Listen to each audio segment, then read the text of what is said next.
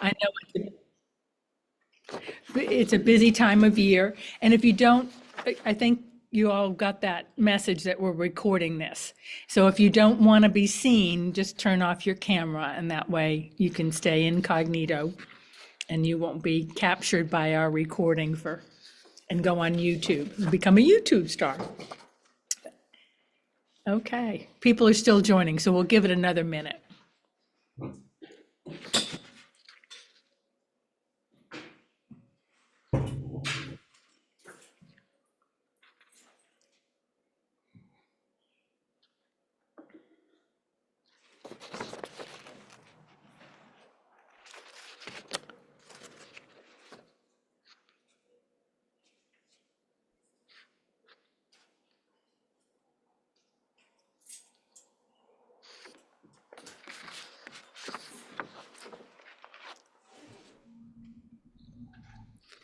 All right, let's open in prayer. Thank you, beloved Creator, for your presence within us, around us, and among us. May we open our ears to hear your whispers of love and wisdom. May we open our eyes to see your love flowing among us. May we open our hearts to you so that we may love as you love. I'm Joanna Brunson, and I'm the coordinator for Contemplative Outreach Atlanta. And I'm just delighted that we have Carmen Acevedo Butcher with us today.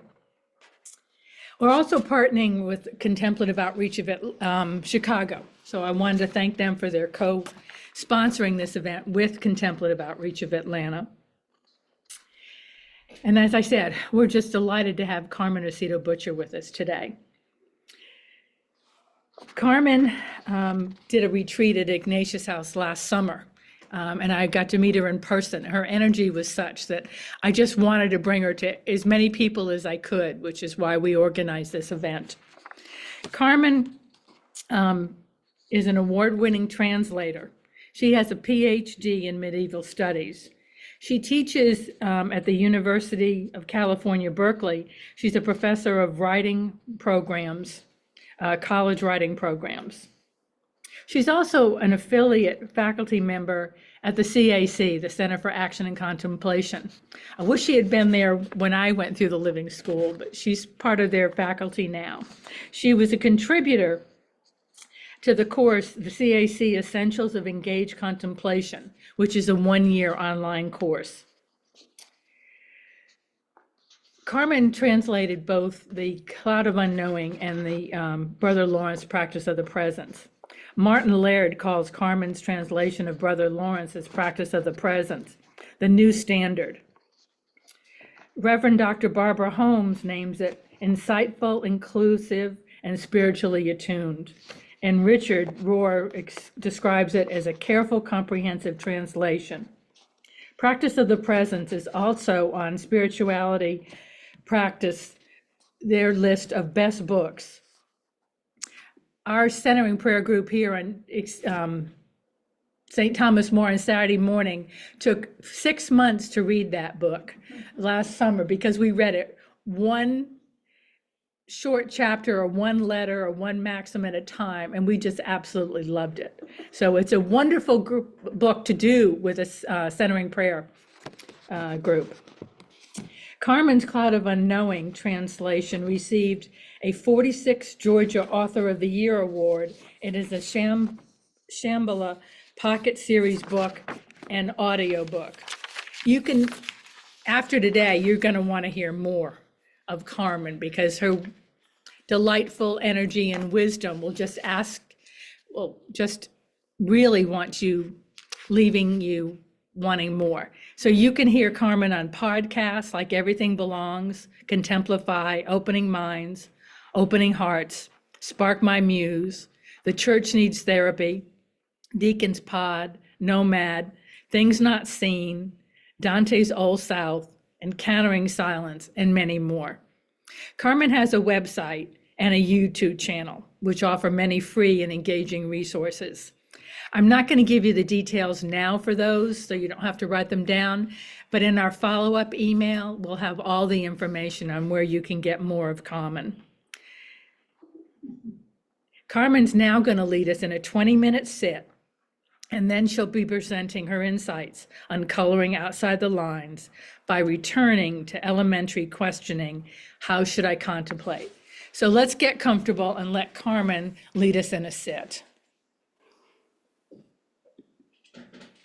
Thank you so much, Joanna. Thank you, Maggie. Thank you, Chris. Thank you, everyone, for being here. Thank you for your presence. It's always a joy to be with Contemplative Outreach. Y'all are really special people. In fact, you inspired me to do something a little bit different when we get to the presentation part. So I invite you to find your feet, and we feel the earth underneath us. Find your seat, as my friend Mike Petro says, and find your heartbeat. And drop into that space like a cat sitting in the sun. And we'll take a few deep breaths together. This is the most important part of our gathering. We're going to think about, if you want to turn off your cameras, whatever works best for you. We're just going to think of a few things. We remember we have our sacred word in our unconscious to bring out when thoughts, which are very normal, come to us, and we let them go. Our intention is everything. And as William Menninger said, as long as you're trying, you cannot fail.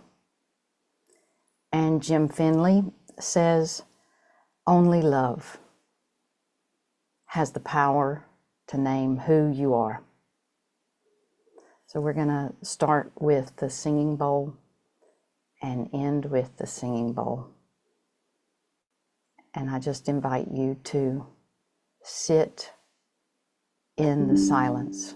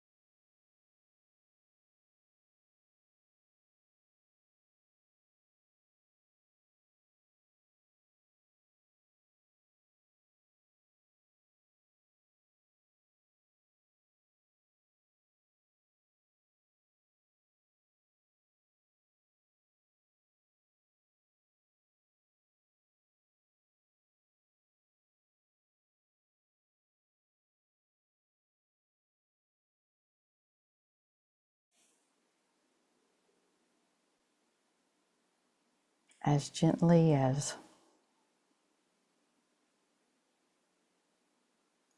laying a feather on a ball of cotton. You can start to come back. Very gently.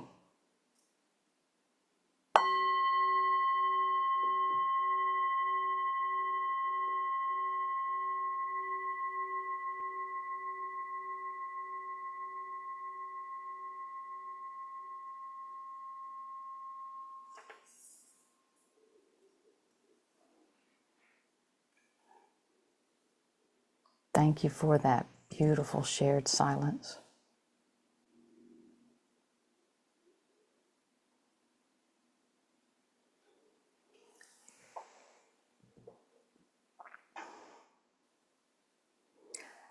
I have some slides that I'm going to share in a minute, and I'm going to open with a bold statement. I would like you this morning, and thank you all again for being here. I appreciate that Maggie has left her garden. I know many of you have other things also going on. And I'm going to open with the bold statement of I would like you not to learn anything today. So keep that in mind. I also want you to know that we're going to have a break in about 30 minutes. And if you need a break before then, of course, feel free to get up, wander around so that you're comfortable. Also, the slides you will get afterwards. I will send them to Joanna, whomever, and they will get them to you so you can look at them up close. So let me share my screen. Thanks to Chris helping me out. And then let me start. So you'll see coloring outside the lines by returning to elementary questioning, how should I contemplate? And my prayer is that you will experience peace during this and unspiral and unknow. And you're going to be invited because I know y'all are advanced, so to speak, or as my friend Jim Finley says, you are seasoned beginners.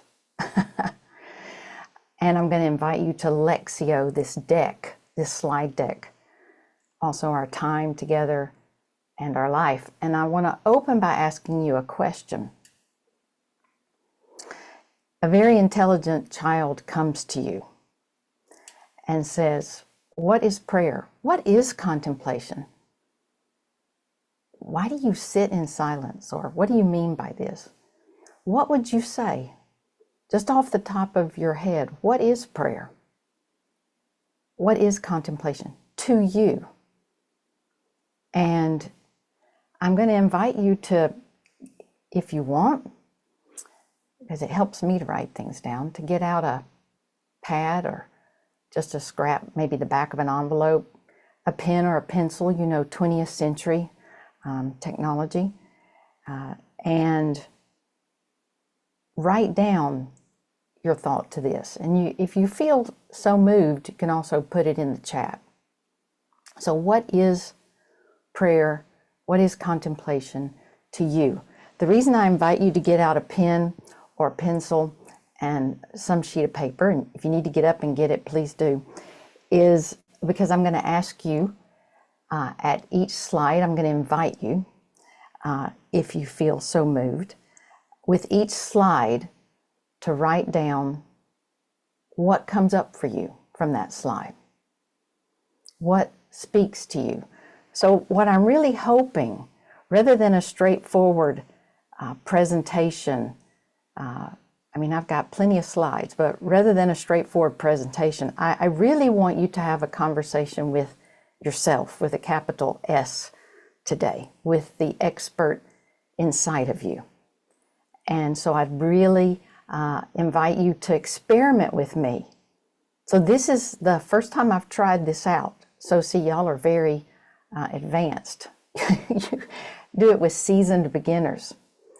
So I'll give y'all just a minute to get a pencil, pen, back of an envelope, piece of paper. And I invite you, first of all, what is prayer? What would you write down to that intelligent child asking you that question? What is prayer? What is contemplation? There's something about writing it with your hand on a piece of paper. It goes up the brain. I also type a lot, but there's something, as Toni Morrison said, about writing with the hand. So you're invited to experiment with that. And if you'd like to put in chat what comes to mind, what is prayer? What is contemplation? Please put it in chat. Let's see. I see one thing. If I can multitask here. Oh, I love that. Kathy says communion with the all of life. That's beautiful.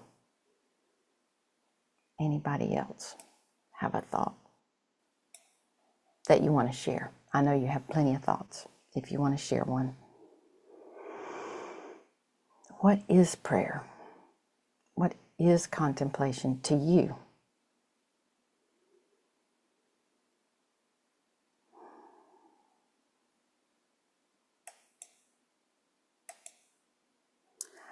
We're going to start with Howard Thurman, and I'm going to read to you some of Howard Thurman's words, some of Dr. Barbara A. Holmes's words, Jim Finley, William Menninger. Oh, I love Sue's sitting in Jesus's arms. That's beautiful. I love that image. I love that image. Jesus, as Julianne of Norwich would say, Jesus the mother. Very good. Maggie, embracing life's flowing love. Oh, I love that too. The flowing part gives me goosebumps. That's my experience also. It's that flowing.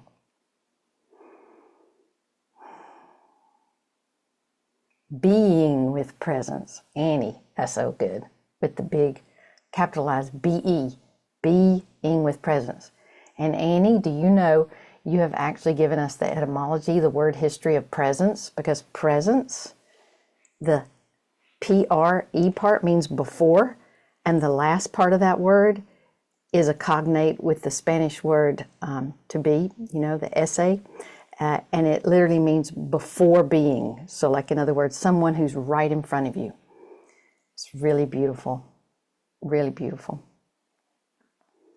So Howard Thurman is one of my ancestors. Oh, there's more. Excellent. Bill says, letting go of my control over anything, everything, becoming, going, whenever, wherever.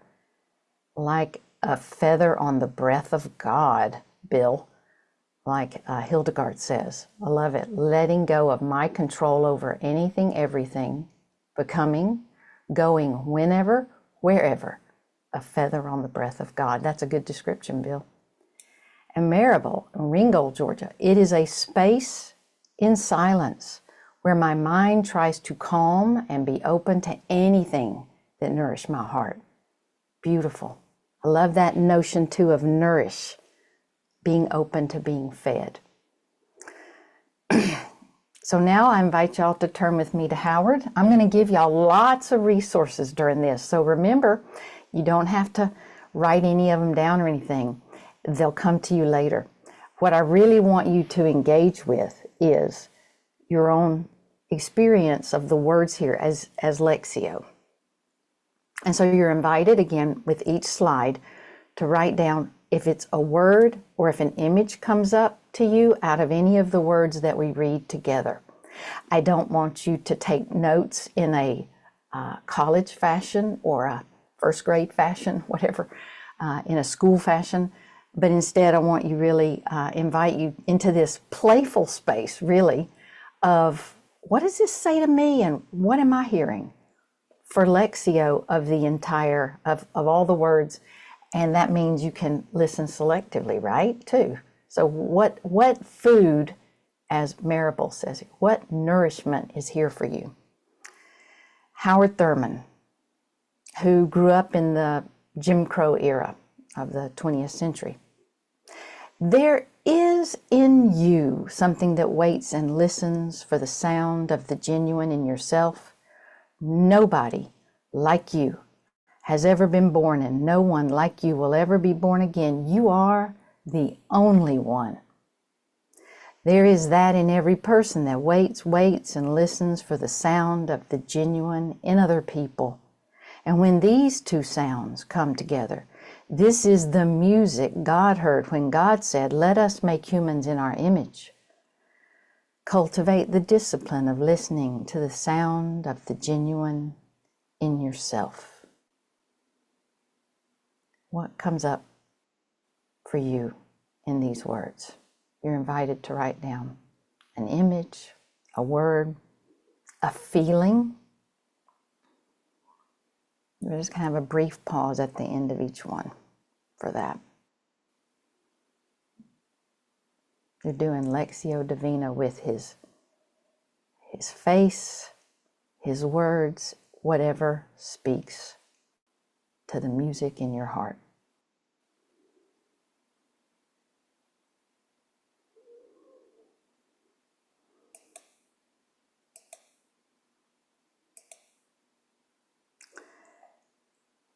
Which set of questions here is more what a child might ask?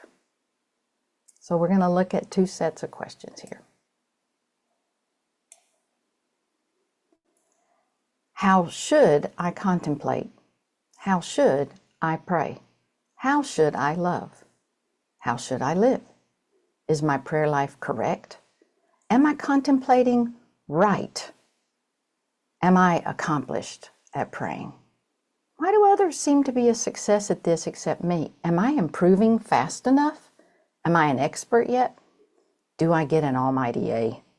Will this be on the test? What is contemplation? What is prayer? What is love? Who am I? What am I curious about? What is life like for you? Am I learning? Sincere? Joyful? What do I need? How can I be kinder to me? How can I lessen the world's pain? How can I be love and compassion for others? How can I rest?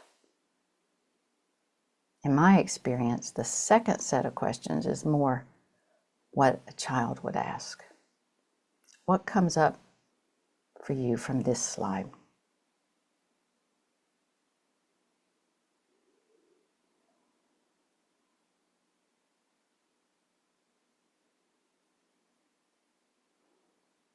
What questions are you asking in your life?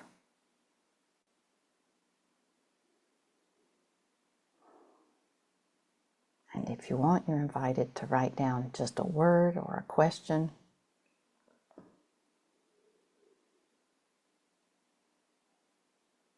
And also at the end, we'll have question and response. So if a question comes up you want to ask me, feel free to write it down now to ask later. But right now, what is your heart saying to you?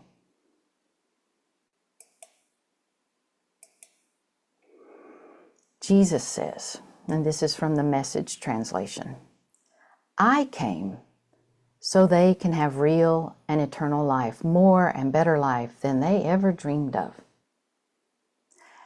And Brian McLaren says, if we are to exist, we must exist not for ourselves, but for the health of the whole, for the joy of the cosmic dance, the dance of energy, light, love. And I want to pause here a minute. And on the left side, you see there are a bunch of paintbrushes and paint pots, which is beautiful. And it's kind of organized. And on the right, you see kind of this sort of childlike way of just sort of splattering the paint.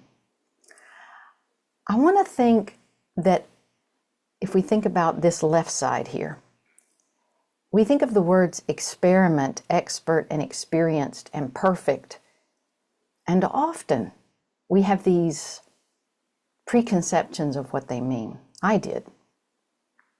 But because I have dyslexia, and oh, let me tell you, it has caused me great anguish as a child. And I couldn't read.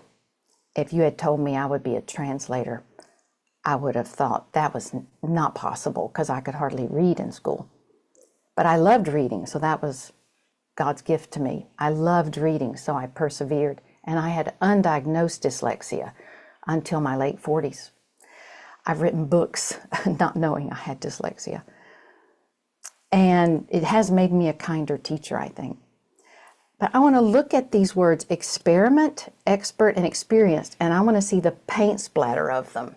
Meaning I want to get down to their roots. I want to get to where it's more wild and free and open. Not the expectations or what society may have told me about them. Literally, experiment and expert, because usually we think of an expert, or at least I did, as someone who has the answers, doesn't make mistakes, and experienced, sort of similar. But they all, notice they have that PER, and this is where words are tricky because the PER in those three words and the PER in perfect are slightly different. But that's okay, we can handle complexity, right? The PER in experiment, expert, and experienced means to try out. The out part coming from the X in the words. So literally to experiment means to try out or to risk, to try out. An expert is simply someone who has had the opportunity, the education, sometimes the privilege, to try things out repeatedly. And if you really asked them and they were humble, they would tell you often with failure. That's the only way we learn. And experienced, again, is somebody who has tried and failed and tried again. It means to try out, to risk. We associate these words with somebody who has it all together and knows things and doesn't make mistakes. Same with perfect. It has come to be in society a word that means flawless, much to all of our stress. I love the verb form of this word because it really represents the roots. The per here means thoroughly. So it means again and again and again and again. Again and again and again and again. Like a student taught me. She said her mother cleaned houses so she could go to UC Berkeley. And her father picked turnips in the fields of Central California. And she told me, my favorite saying of my mother is that I only need to get up 8 times if I fall down 7. So this per part is doing again. And the fect part is literally one of the most common verbs in French. It means to do. So perfect literally means to do again and again and again and again and again. And underlying this, any definition I would have of contemplation or prayer would include gentleness because it's done with gentleness or gently. So now you know what these mean deep down. Back to Howard, one of the best books. My mother said to me recently, she thinks that everyone in the United States should be invited to read With Head and Heart. It's such a good book. Eventually, Howard says, I discovered that the oak tree and I had a unique relationship. I could sit my back against its trunk and feel peace. I could reach down in the quiet places of my spirit, take out my bruises and my joys, unfold them, and talk about them. I could talk aloud to the oak tree and know that I was understood. The ocean and the night together surrounded my little life with a reassurance that could not be affronted by the behavior of human beings. The woods befriended me. I could sense the strength of the quiet and the aliveness of the woods. What in these words by Howard Thurman speak to you? And you're invited to write down anything, short, medium, long. For me, when I read these words, I discovered that the way I've always felt in nature was normal. This is why we need community. I had thought, sometimes we think there's something uniquely odd about us until we read something like this and go, oh, Howard Thurman talked with trees. I've talked with trees. I talk to the marsh. I often think to myself when something comes up in my life, well, when I go to the marsh, I'll talk to the marsh.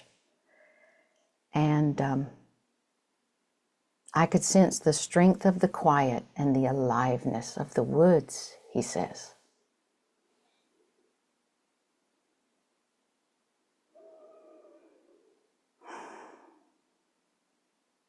What about this speaks to you?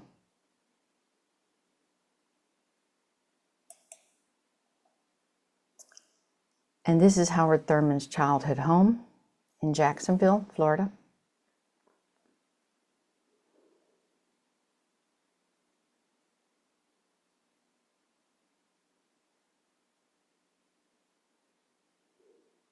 He says, I have long since abandoned any hope that from the institutional arrangement, whether church or corporation or any of these things, the initiative for the changing of the social order will take place.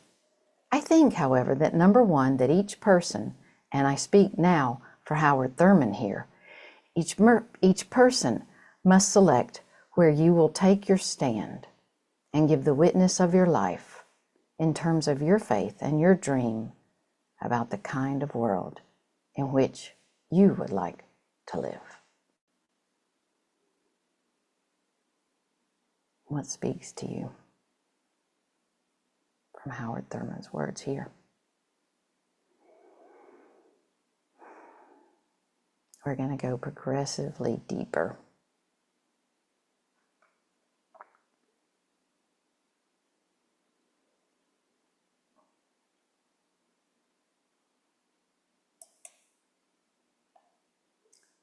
One of the gifts that Emory University has given the world is the Howard Thurman Digital Archive. And I wrote them recently, and they're very nice people. During the Essentials for Engaged Contemplation, the one-year course at CAC, we wanted to include a clip from one of his talks. And if you've not heard him talk, you may have, there's a lot on YouTube, but this is a endless seeming digital archive of Howard Thurman's lectures, talks, and what's really amazing is you can listen to the ones that aren't famous, aren't well known, and his selfhood really comes through. It's truly beautiful, very much learning in the sense of unknowing, and his authenticity comes through. And here is where it is. You'll get this later. Howard said in a 1978 lecture in Berkeley, this was at the Unitarian Church in Berkeley, it must never be forgotten that the central concern of the mystic is to seek to remove anything that prevents the individual from free and easy access to your own altar stair that is in your own heart. The mystic seeks ways to find that central core in yourself where the great God dwells, where in Eckhart's language, the uncreated element is. What I love here is that he speaks to removing anything that prevents the individual from free and easy access to your own altar stair that is in your own heart. What speaks to you in this?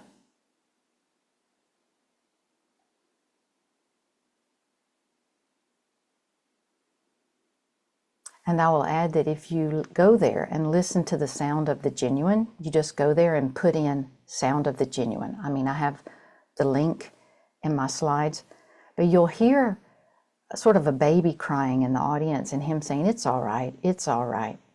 And you can hear him at the beginning become overcome with emotion, being back at Spelman. It's a true treasure, this Howard Thurman Digital Archive at Emory. So what speaks to you here? This, in essence, is Howard Thurman's definition of a mystic. A mystic is a human being. And this quote that Loretta Coleman Brown has made famous with her book. Don't ask what the world needs. Ask what makes you come alive, and go do that. Because what the world needs is more people who have come alive. What speaks to you from Jesus and the disinherited?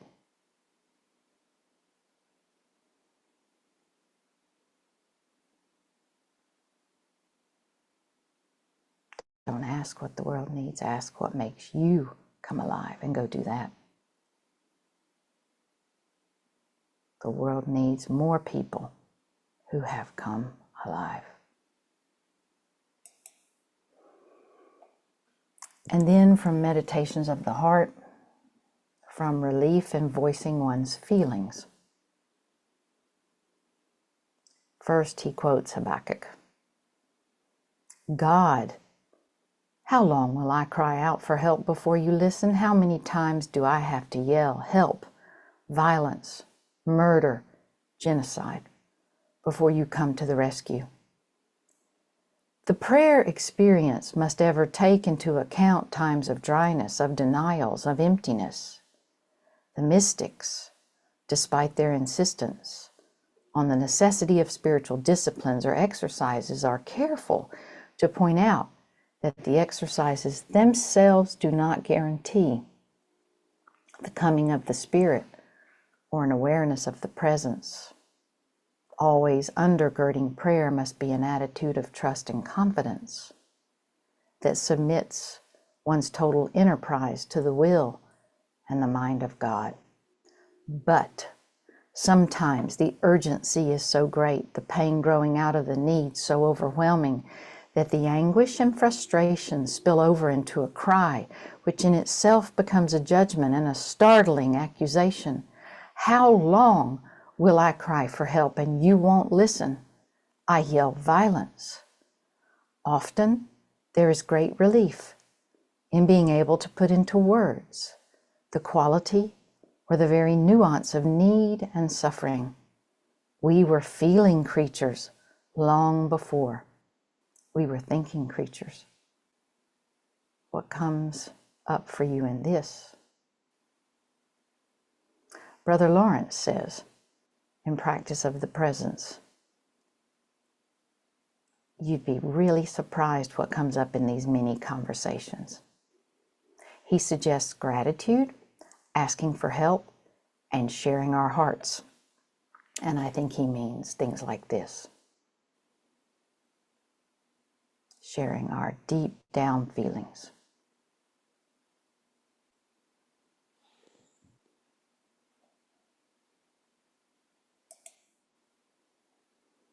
And this is Jesus and the Disinherited from 1969, that version, that very early edition.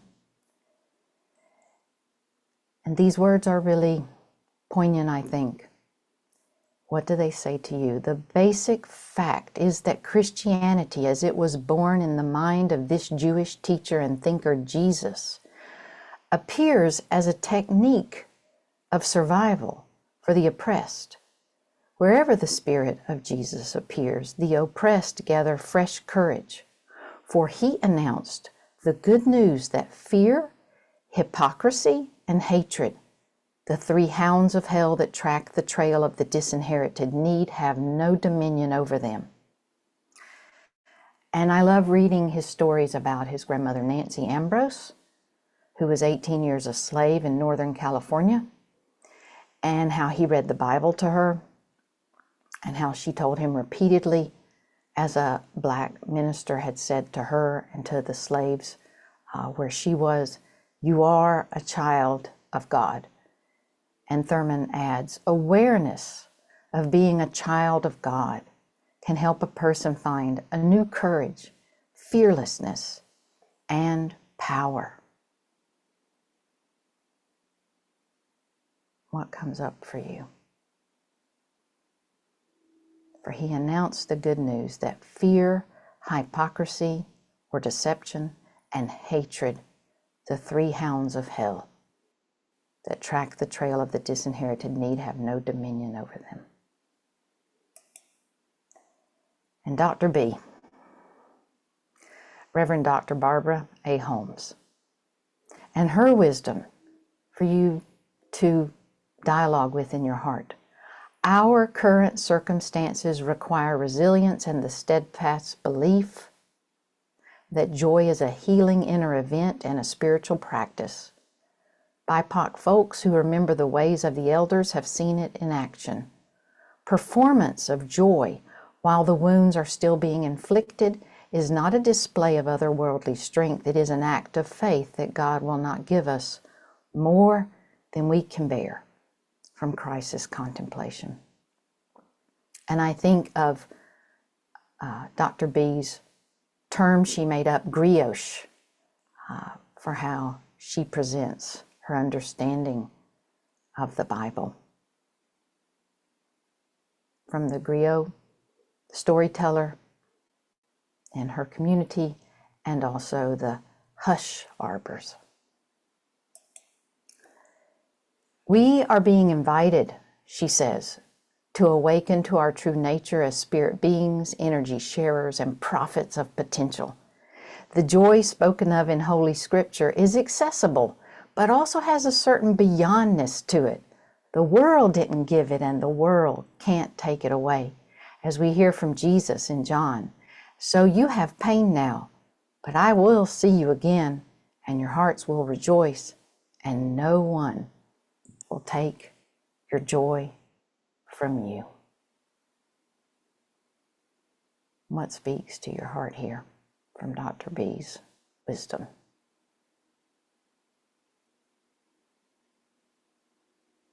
So grateful for her.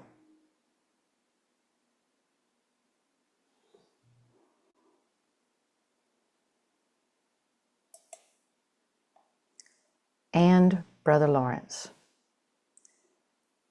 And his friend Joseph, 20 years younger than Brother Lawrence, a priest, says the more hopeless things seemed to Nick, Brother Lawrence, the more he hoped. I actually printed this out recently because I sometimes can't remember this exact quote. And so I printed it out and have it on the chair in the bathroom so I can look at it occasionally and remind myself of it for now. And when I look at what Dr. B said about this translation that I was fortunate to get to do, I see that she always has on her mind these thoughts. She said, practice of the presence is such a needed balm for our beleaguered souls. Its wisdom reminds us that the maelstrom of this present age is not unique. In this world we will have trouble, pandemics, environmental disasters, and severely strained social contracts, but they are transitory distractions. Acevedo Butcher's spiritually attuned translation invites us to host presence, awaken hope, and immerse ourselves in love. And to me, this one quote from Brother Lawrence sums up his whole theology. Not that I think he would have thought he had a theology, but his ongoing dialogue with God. So you notice we've moved from asking what should prayer be to what is prayer. At the deepest level, it does not really matter where you seek this path because it is everywhere, James Finley. And these are from the marsh where I walk. They're about a 10-minute walk from our home. And just to keep it real, on the edge of the marsh is a wastewater plant. And when you walk by, you be very grateful for that plant because you can sometimes tell by the smell of it what it does. And there's also a train track right in front of those mountains, those little hills that you see there. And on the right, a little far off, but you can kind of see it sometimes, is a oil refinery. And then in the middle of it is this reclaimed land of marsh that people had the foresight to do.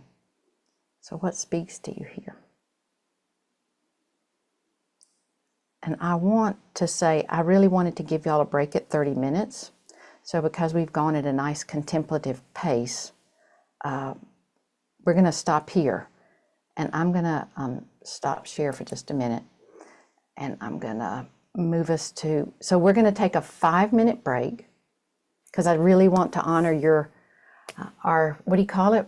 I think if we all pretended we were cats or dogs or something, we would be, happier. So we're gonna pretend we're cats or dogs, and we're gonna get up and move around, take a bio break for 5 minutes. So if you can come back around 8:07, how's that for precision? If you can come back around 8:07 or so, and we'll start up again, okay? Go get some water or some tea or something. Shake a leg, as they say. And we're going to leave time, too, of course, for Q&A, but we have a few more slides.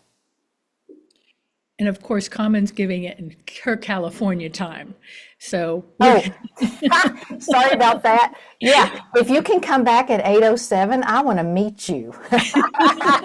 go backwards in time. That's what I mean. Thank you, Joanna. Yeah, so 11:07. Let's put it right. Or no, 10:07, depending on where you are. Well, yeah, some folks, we have folks from all over the country. So So in 5 minutes, how's that? exactly.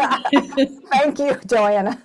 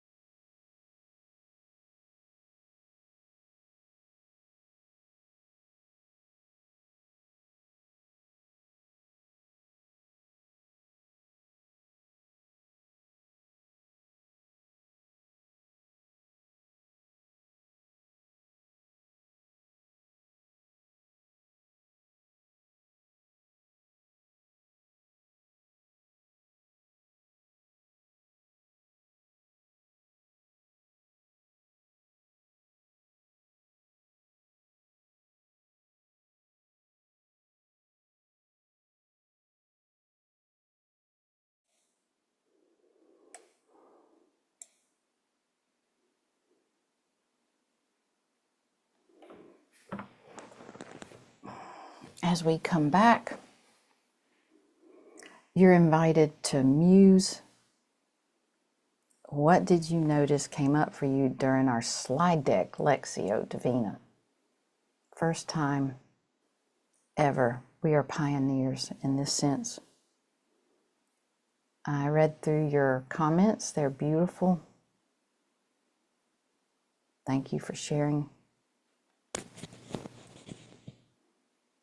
Can everyone hear and see the screen? Bill and Mary, can y'all hear and see the screen? All good. So anytime you feel like you're invited to write down again as we start up, we're going to do just a few more slides. You're invited to put into chat whatever most makes you happy. But really, I want to think about when we write things down, how we're writing to express our hearts. We're writing to connect with ourself and not writing for an English paper or for a former teacher. Unless, of course, that teacher was like, honor your voice. But we're not writing with a grade in mind, just writing for your own eyes. So there's a real freedom in that, of openness.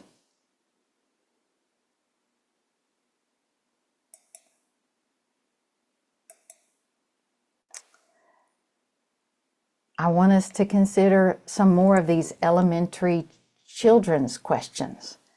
Who will teach me how to pray?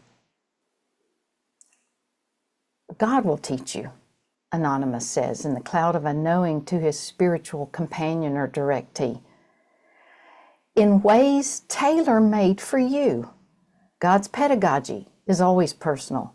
Love wants only the best for you. If you are love's student and love is your teacher, then you're also God's friend. God knows the contour of your abilities and can teach you about love. Pay attention. And this is from the marsh again, early morning walk with dew on the spider web. What comes up for you when you hear that? God will teach you in ways tailor-made for you. Is there a way lately that has really spoken to you?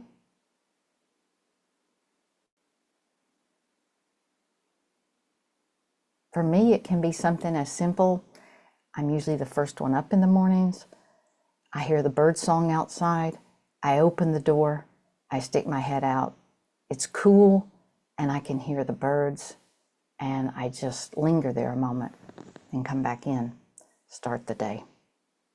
What is speaking to you as prayer?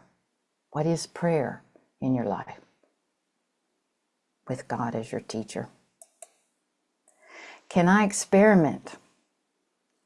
And again, Anonymous says, try these prayer strategies and improve on them if you can do better. When by grace you try them, because he is big on emphasizing grace, how this is both gift and also we pause and make space for it to happen. I believe you'll have more to teach me then than I could ever teach you. I say that because although everything I've said about these spiritual techniques is true, I myself am far from having mastered them.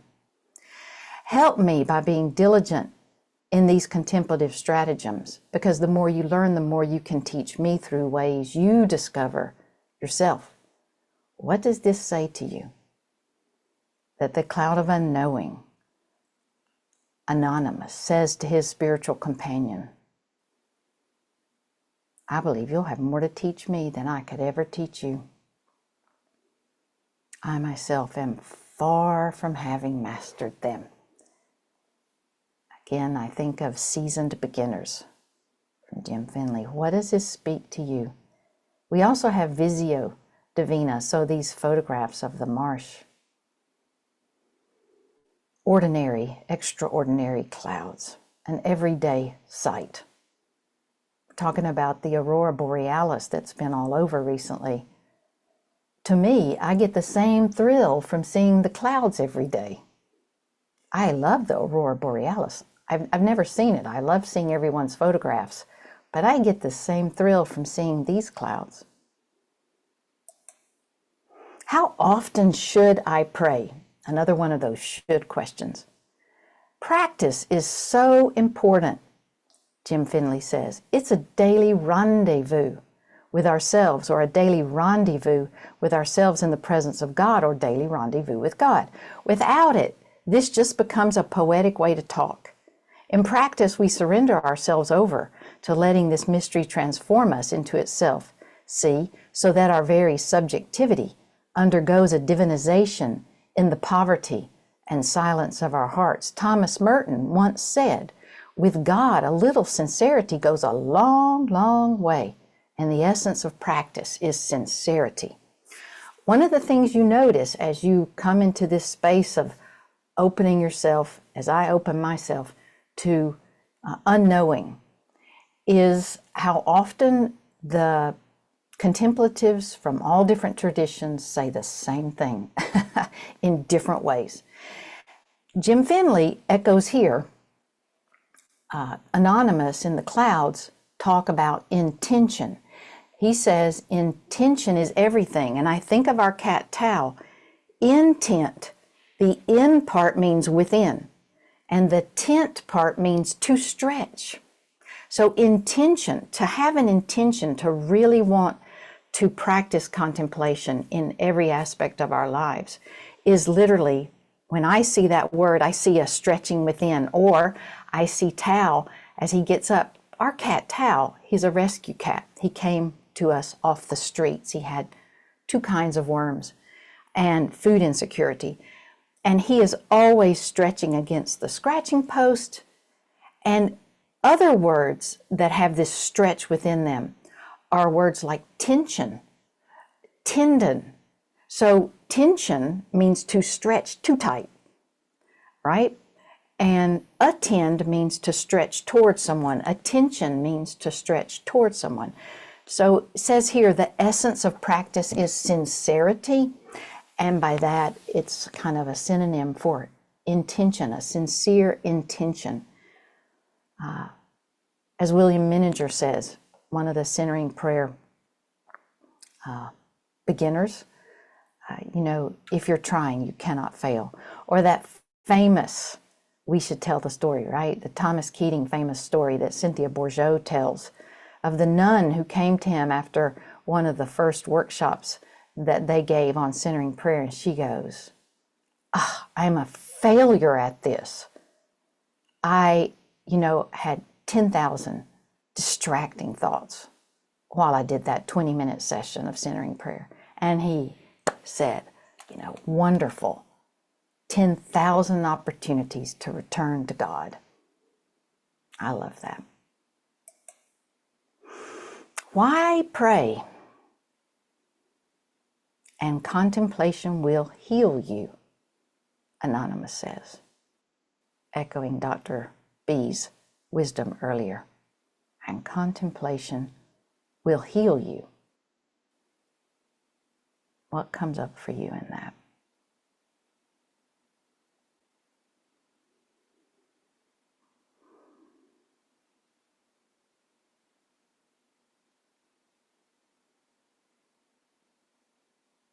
How often do we listen to our hearts?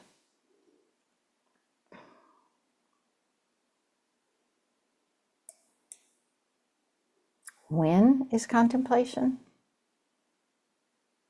Is it a 20-minute sit once or twice a day, every day? Is it?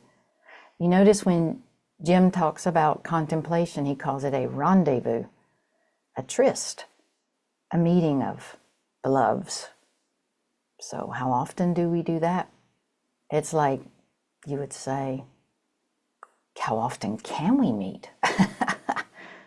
It's that perspective of going from prescriptive to abundant joy, like, wow, when can we meet? How often can we meet?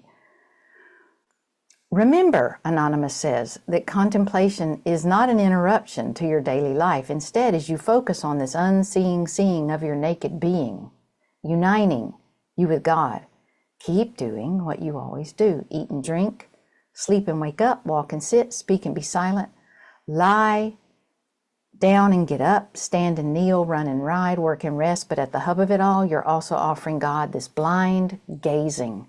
It's called blinda beholding. So literally it's blind beholding. You're also offering God this blind awareness. It's the most important of all your activities. And this is from the Companion to the Cloud of Unknowing, Privy Council.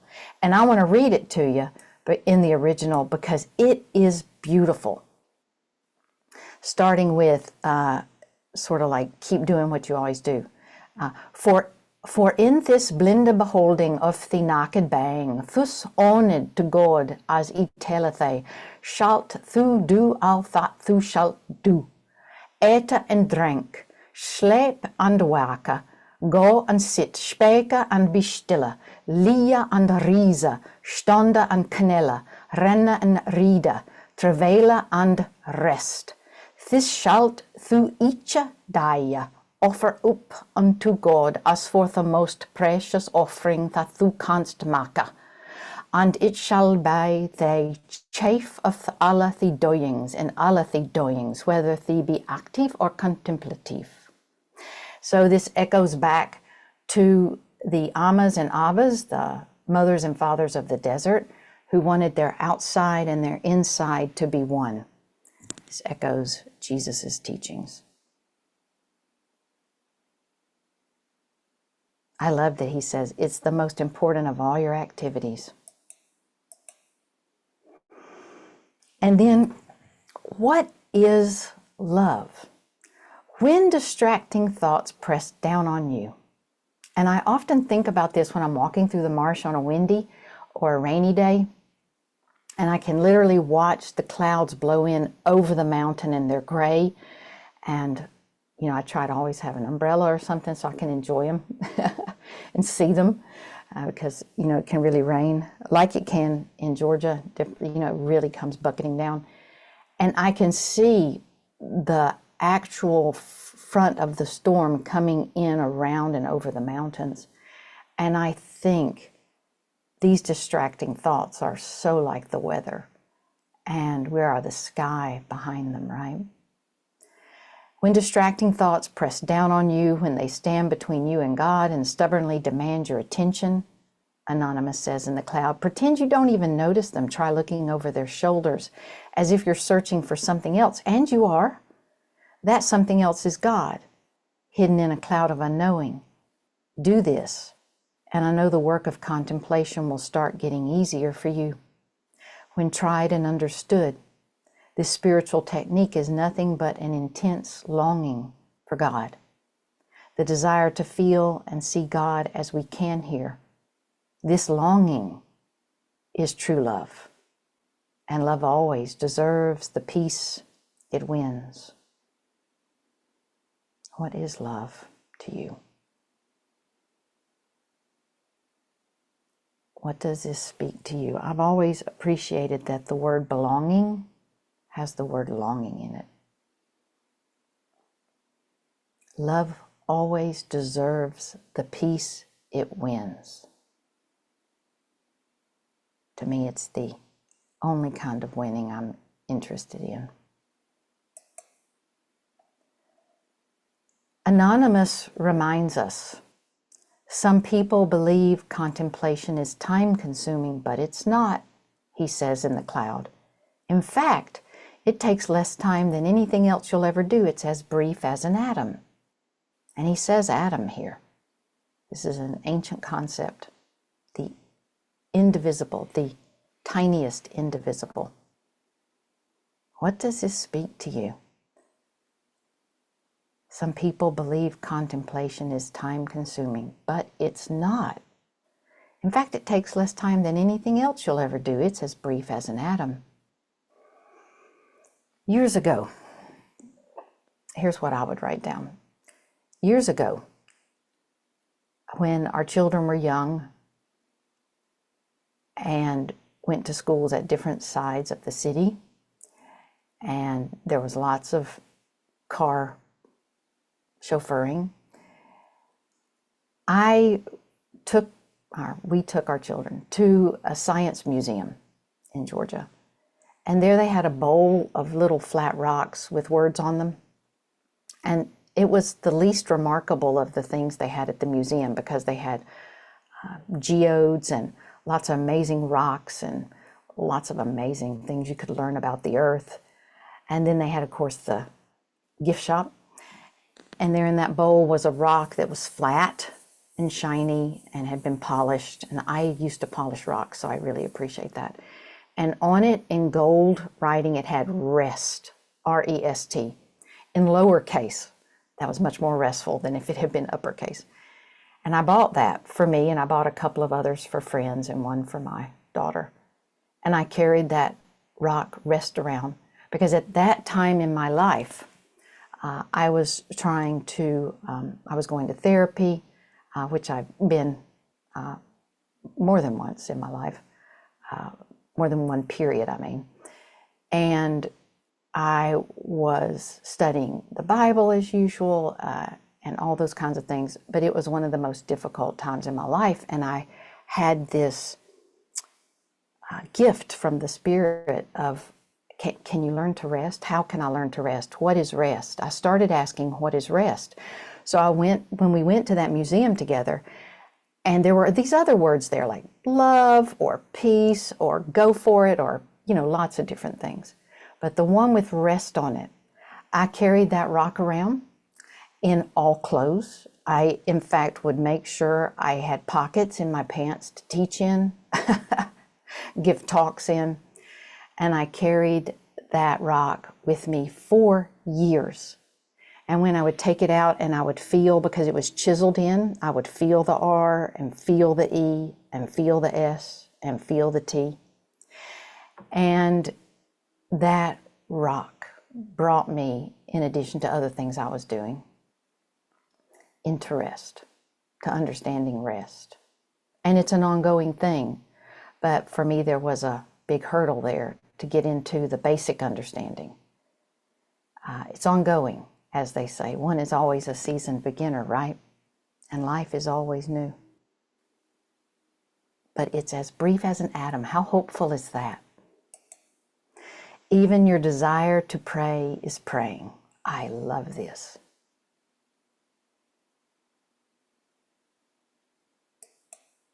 What do these speak to you?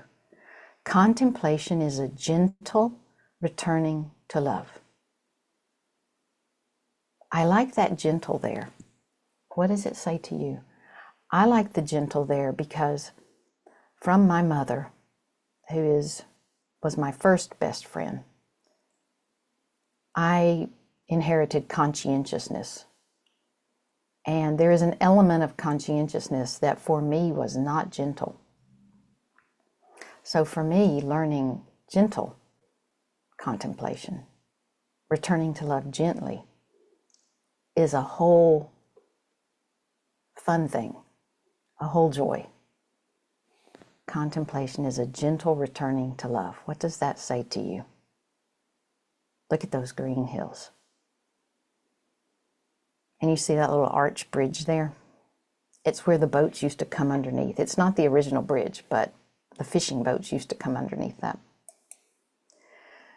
What is contemplation? Contemplative work is love at its best. This is Anonymous in the cloud. His work is chock full of joys like that. Now, true story, my mother has been and is one of the greatest gifts of my life. We've had some tough times together. I experienced childhood trauma. My father had an undiagnosed illness, and there was violence in my childhood. My mother is a very gentle, very kind person. And one of the things that I've learned from all of this is that in the midst of the maelstrom, the presence of God is with me even before I had words for it. So, for example, as a little kid, I would go out into nature, and that's where I would take long walks, and our neighbors in Georgia would let me walk through their acres of land. They were farmers and chicken farmers and farmers of gardens and such.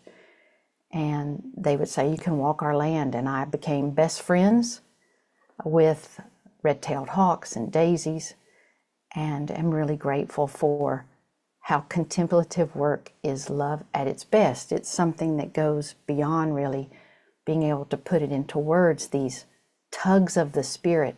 How can we attune our hearts to listen for and be receptive to these tugs of the spirit?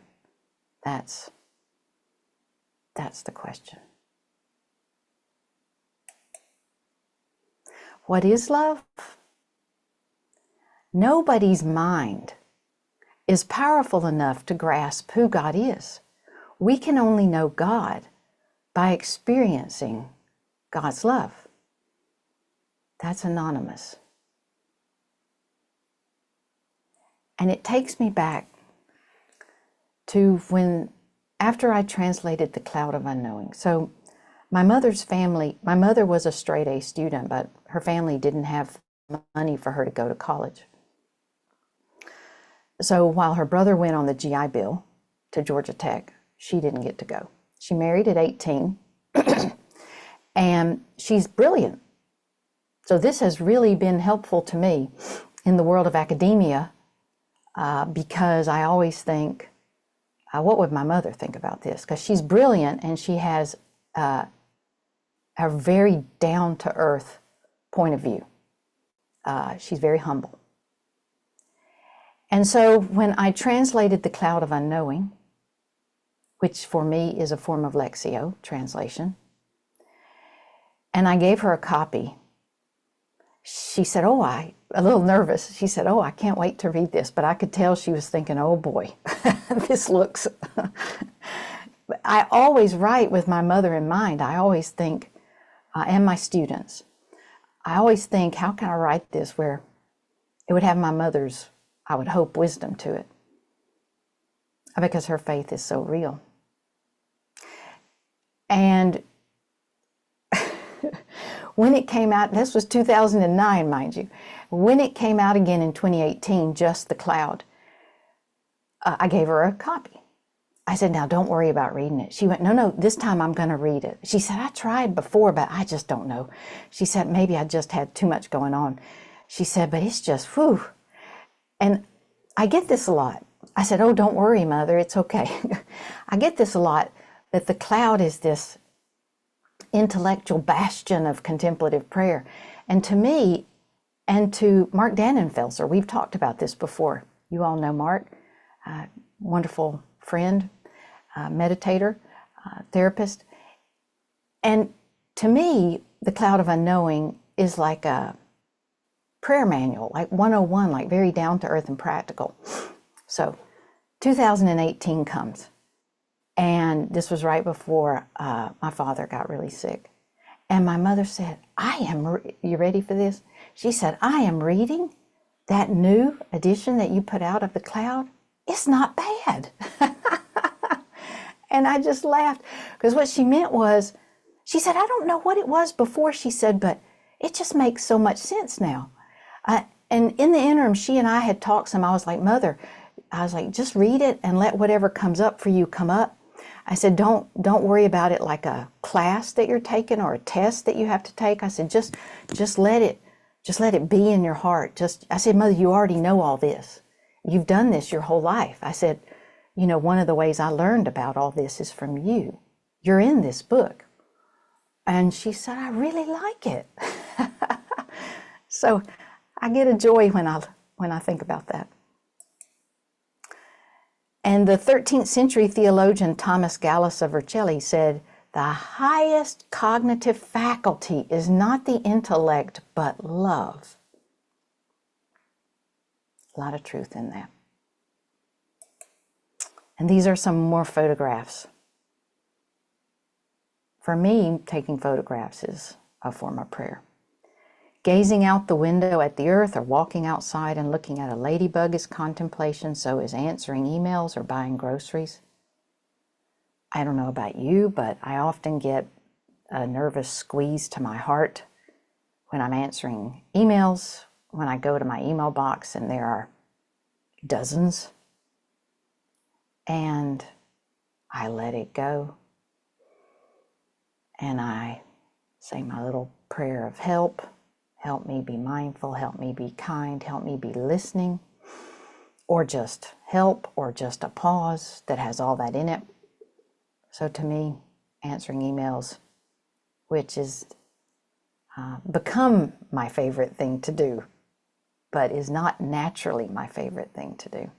It has become prayer. And I want to end with this. What is love? God puts you in their pasture to eat the sweetness of divine love, letting you sample your eternal inheritance. And this is from chapter 2.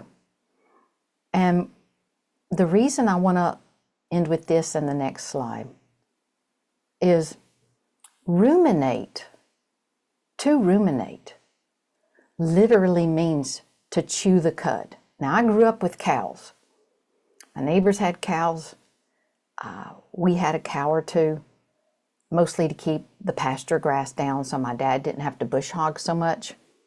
And I would sometimes sit in the trough while they would come and eat their hay. And it was just so meditative just to sit there while they were there with their little, very soft faces and such, very soft noses. Not sure you call it that, but, and just the way they would eat their hay and chew their cud. I have watched cows on hillsides my whole life. Because the rumen is the first stomach of a ruminant. And think about this, they don't need as much food. A horse has to eat, more often. And the cow takes in the food and then regurgitates it and chews it again. Cows chew their cuds, and if you grew up in the country like me, you know this, 3 to 6 hours a day. They do a lot of it. Like in some cases, it seems like they do it all the time. If you study monks and nuns, they spend officially 3 to 6 hours a day, often doing Lectio Divina, especially if you count in the Psalms, the singing of the Psalms. And if you think about it, what are our minds? Our minds are always, the monkey mind or the popcorn mind, the weather of our minds. And this chewing the cud of either returning to the present moment or to a saying, wise saying of someone, or to scripture, puts in those moments where the mind is moving, gives us food and nutrition. And I'm going to sing to you one of my favorites, and then I'm going to ask you, what is your cloud of unknowing opening prayer? What poem, whether it's someone like Mary Oliver or Cole Arthur Riley or whoever it might be, what poem or what wise saying, or what is it that you do, whether it be gardening, looking out the window, making tea, what is it? What is it that brings you such deep joy? For me, the repetition of translation, and it's not mindless, it's not redundant repetition, it's repetition with a difference, doing things repeatedly in different ways. And this is the opening of the cloud of unknowing that I spend a lot of time translating. God, to you all hearts are open. To you all longings speak, and to you no secret thing is hidden. I beg you, purify the intentions of my heart through the unspeakable gift of your grace, so I can love you with all I am and praise you for all you are. Amen. And during times of my life when I had extreme anxiety, like Brother Lawrence did, he had extreme anxiety. He had post-traumatic stress disorder. I have experienced that. I would sing this, and a song came. A song came from me repeating this. I would have it on a 3x5 card, and a song came from me repeating it. It just came, the way things come. What is like that for you? You don't need to be a translator. Maybe you do translate something, but what is it in your life that brings you this joy, where things materialize? Is it drawing? Is it singing? And here is how it goes in the Middle English.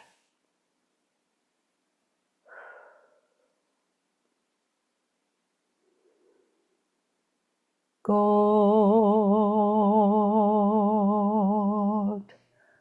unto whom alle hertes ben open,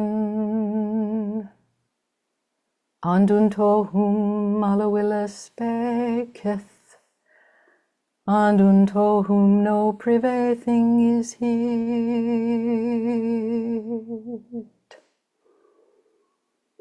He besageth they so for to cleanse the intent of mine head with the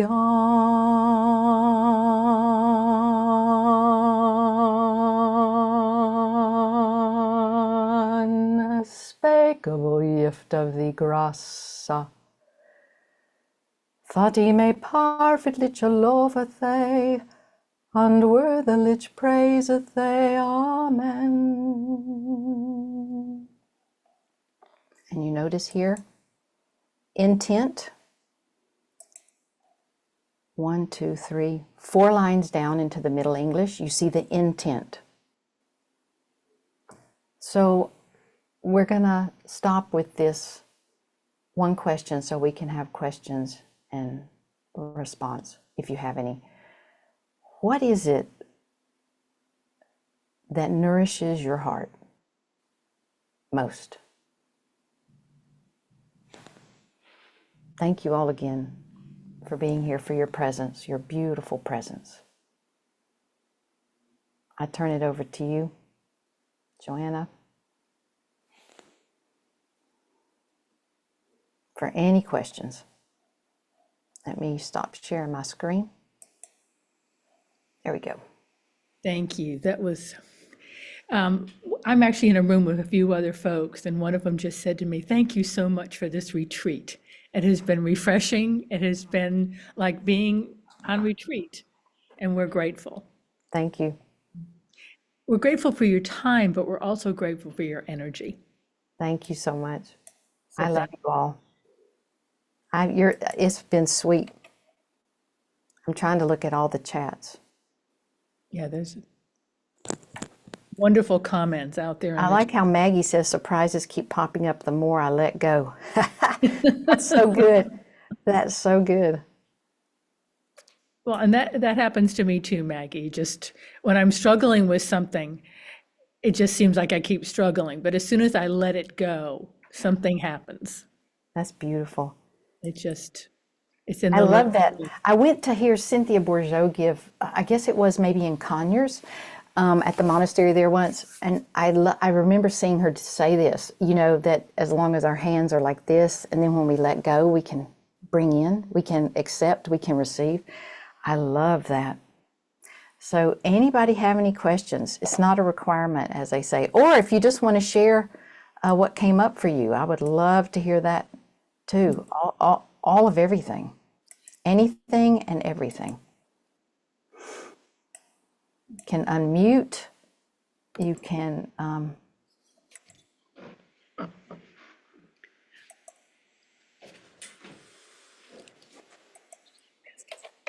anything that comes to mind. I love this. Leslie says, contemplation is a response to prayer. The love that comes from prayer, yes. Hugs and tugs. I love the tugs. And I love that Maggie says, healing is the first thing I noticed when I started contemplation. It flows every time. And Bill and Mary, God teaches me as I completely open my eyes and breathe deeply without any thoughts or programs. Oh, I love that use of the word program. Kathy, I take many opportunities throughout the day to simply pause and take in whatever is there in the moment. That's beautiful.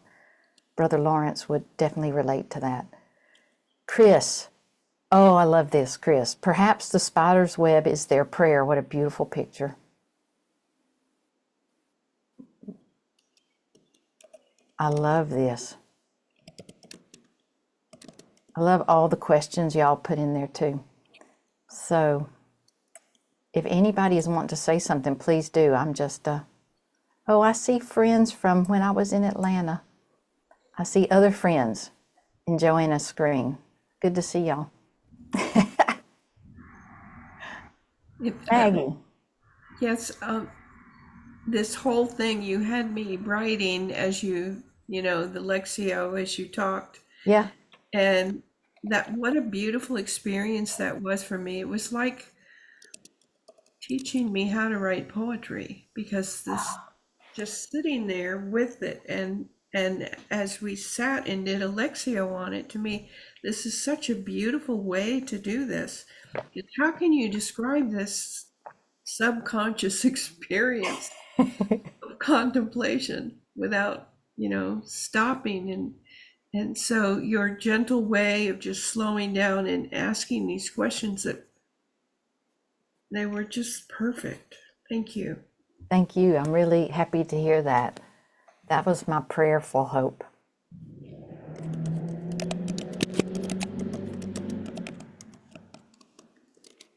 Thank you so much, Maggie. And anyone who has wants to talk about their own experience of contemplation, and anything that Carmen did to inspire that, or remind you of something that you do as you. I would love to hear what are ways that you find. Sometimes. Well, I'd like to offer thank you so much, Carmen, for this morning. So beautiful, and allowing us to have some fluidity Yes. and how we can pray. Conversation has come up earlier. We're still stuck in some groups as far as just being structured, like Right. this is how we do it, and this is how we do it, and Right. this is how we do it.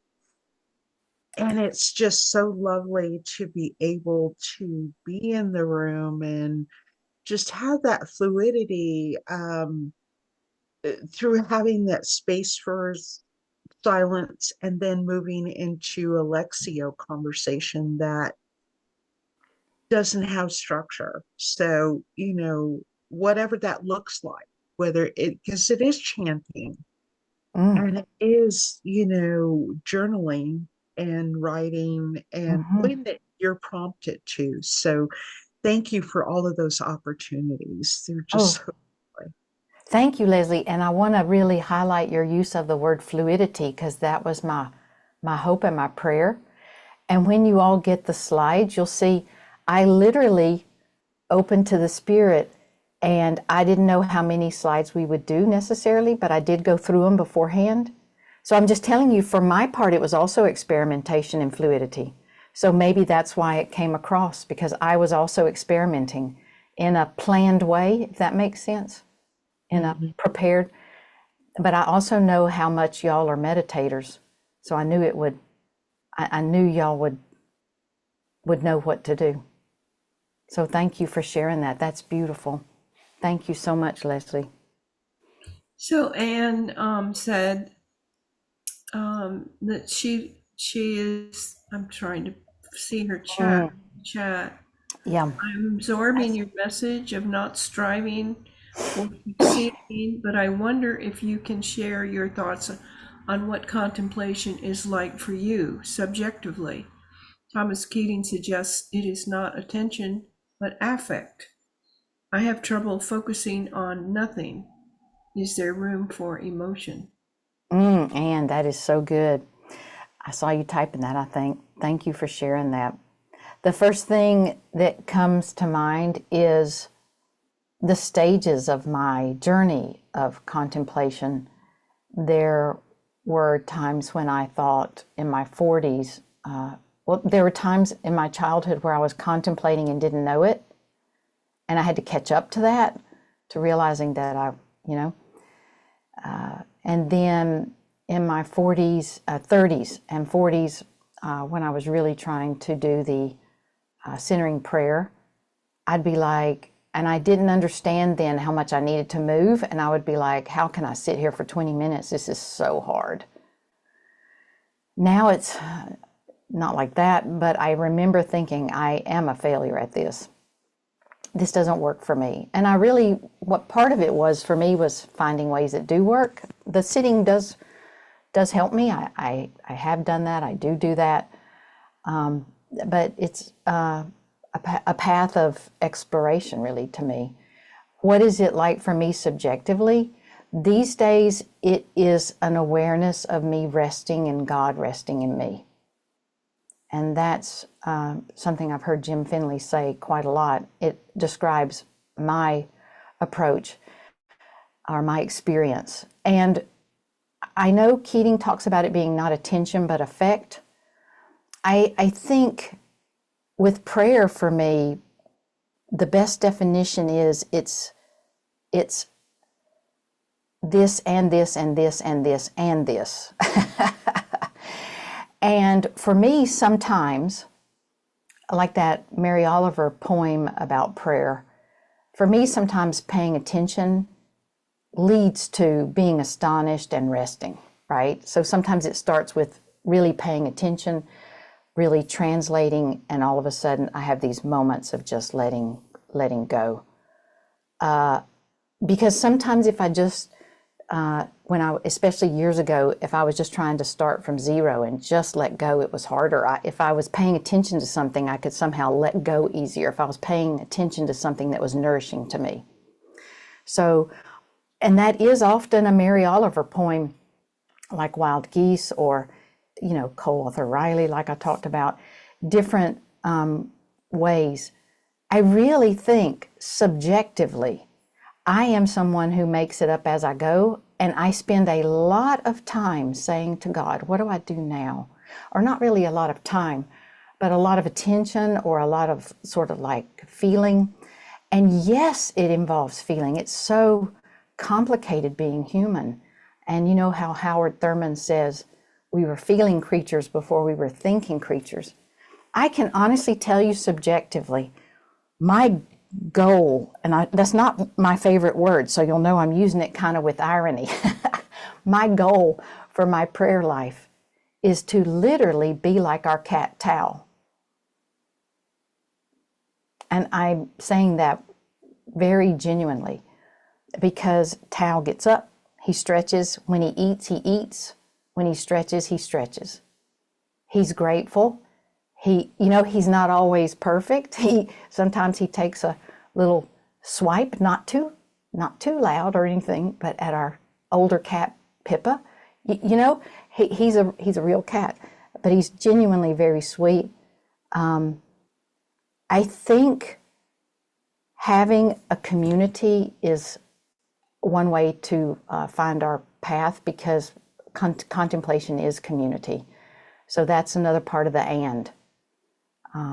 But subjectively for me, it's a hard question to answer, because contemplation for me has become ways into new communities too. So like one of the things recently for me that has meant a lot is being in conversation with my friends at the Center for Action and Contemplation, whose works I've always read and studied and watched their videos. And then going to different places throughout the decades and talking with people and hearing what's on their mind, that to me is contemplation. So it's all about community, really finding our way forward. Is there room for emotion? There is always room for emotion. I think that when Howard Thurman talks about talking with a tree, my mother was dying a year and a half ago. From COVID. She had COVID twice, and it gave her pneumonia. And my sister was driving from Alabama to be in Georgia, and fortunately she did not die, my mother, but it really weakened her. And I went out into the marsh. I had called my sister. I said, I just talked with Mother. I don't normally say this, but I think you need to be there. And she drove to Georgia, and I went to the marsh. And I said to God, I just sobbed, and I said to God, I just don't know what I'm going to do. And I have been you know, in situations in my life where things have been difficult or I've had grief, I have been on my knees. I remember one time being on my knees in the kitchen on all fours, not on my knees, on all fours, weeping for this grief. And that was prayer. So I really think the emotions are definitely, when I said to the marsh that day, I don't know what I'm going to do without her. What do I do with this grief? And you know, there are places you can get in the marsh where you can see people, and other places you're not. And I'm always fortunate, it seems, to be in places where they're not if I have a moment like this, or of extreme joy when I have my arms up, holding the sun, you know, welcoming it in. So to be human is to feel emotion, and prayer is human. So, yes. And so I often ask God, what is prayer? These questions that I was saying to y'all, that a child asks, I'm not saying I have answers. I'm saying these are the questions I ask. You know how Rilke says, live the questions. These are the questions I want to live. Because I would like to die a human being and not bitter. Do you see? Like a human being, open and full of joy and loving. That is a really good question, and I hope I've done it justice.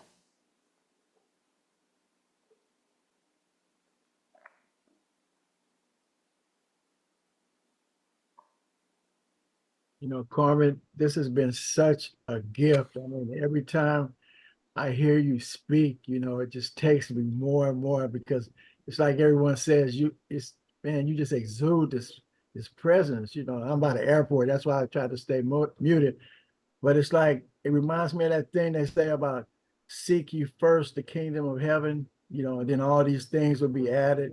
Because it's like, no matter if you're the poorest person or you're the richest person, you still got all these different contrasts and conflicts going. And it seems like love is the only thing that it trumps the whole equation, and it's like, I mean, it's like, how can just this love just make everything all right? You look at the world, what's going on, you look at the tragedies that's going through your life, and then when you just look away and you just feel that love, and someone feeling love in your heart is just so soothing, and it's healing, and it's like, that's what it is, that's the connection with God. Like, that's what it is. Love is God, because because it makes everything all right.